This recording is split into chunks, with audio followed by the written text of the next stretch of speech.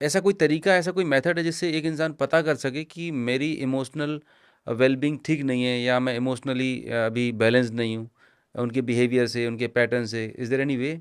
Yes sir, 3 चीज़ें हैं, 3 सवाल अपने आप को सेल्फ क्वेश्चन करना है। अच्छा। ठीक है?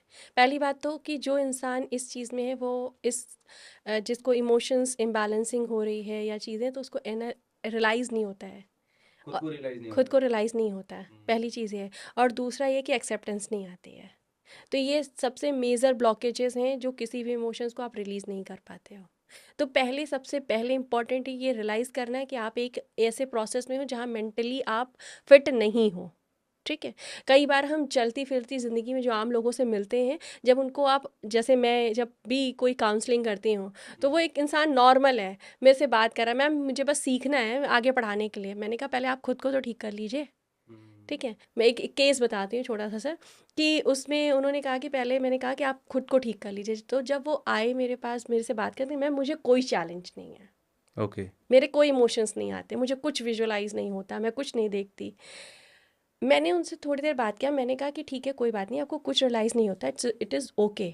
फिर उन्होंने मेरे को कहा कि लेकिन नहीं, उन्होंने कहा कि मैम मैं जब सुबह उठती हूँ तब मैं बहुत बहुत एनर्जी से साथ उठती हूँ, लेकिन जैसे ही दोपहर होती है वैसे मुझे मेरी एनर्जी लेथार्जिक फील होती है। हुँ। ठीक।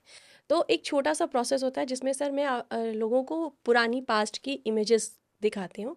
आप बुरी हैं अच्छी दोनों में से कुछ भी इमेजेस देखिए, उन इमेजेस में अगर कुछ भी नेगेटिव एनर्जी है तो आपकी बॉडी उसे पॉप अप कर देती है।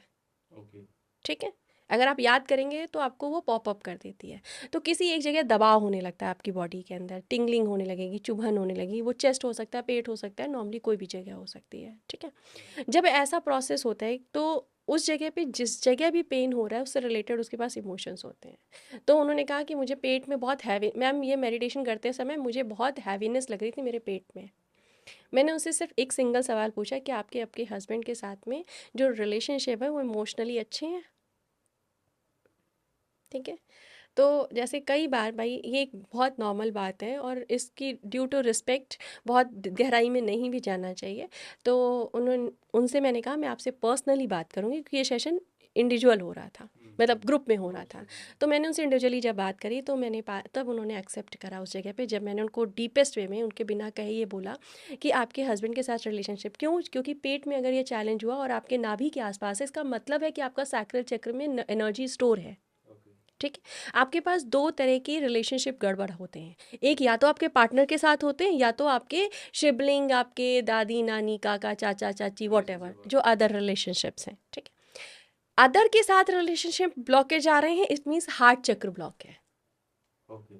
ठीक है? अगर आपके रिलेशनशिप आपके पार्टनर के साथ अच्छे नहीं है तो इट मीन्स आपका सैक्रल चक्र ब्लॉक है। तो अगर सैक्रल चक्र ब्लॉक है तो गैस मतलब डाइजेशन प्रॉब्लम, पेट से संबंधी बीमारियाँ, ये सारे इश्यूज़ रहते होंगे? एक लेडी है तो उसको यूट्रस में प्रॉब्लम ज़रूर होगी। ओके। ठीक है? या उसके जो साइकिल होती हैं वो डिस्टर्ब होगी। ओके। ठीक है? या साइकिल के टाइम में पेन बहुत होगा। ओके। ठीक है?